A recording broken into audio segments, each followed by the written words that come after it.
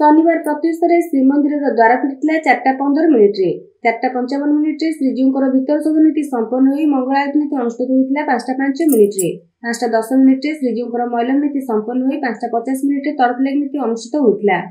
सकाळ 6:05 मिनिट्रे अवकाश पूजा ठा होई अवकाश पूजा एवं पूजा शेष होइतिला 6:10 रु 6:25 मिनिट मध्यरे। सकाळ 6:30 मिनिट्रे श्रीजीउंकर पुनश्च मैलम नीति संपन्न होई रोषहोम होइतिला 6:35 मिनिट्रे 7:30 मिनिट्रे बेश शेष होई सूर्य पूजा नीति संपन्न होइतिला। सकाळ 8टारे 8:15 मिनिट्रे 8:15 मिनिट्रे द्वारपाल पूजा संपन्न होई 8:30 मिनिट्रे गोपाल वल्लभ पूजा अनुष्ठित होइतिला।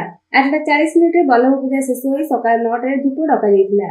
9:15 मिनिट्रे सकाळ धूप छेक बुहा होई 9:25 मिनिट्रे सकाळ धूप पूजा करथिला। 10:05 मिनिट्रे धूप टेरा पड़ी धूप शेष होइतिला। 10:25 मिनिट्रे 10:35 मिनिट्रे भोगमंडप उठिवा उतारे 11टारे श्रीजीउंकर पुनश्च मैलम नीति संपन्न होइतिला। दिन 12टारे बेश शेष होई भोगमंडप पूजा होइतिला 12:45 रु 12:55 मिनिट मध्यरे। 1:10 मिनिट्रे मध्याह्न धूप डका जाई धूप छेक होइतिला 1:25 मिनिट मध्यरे।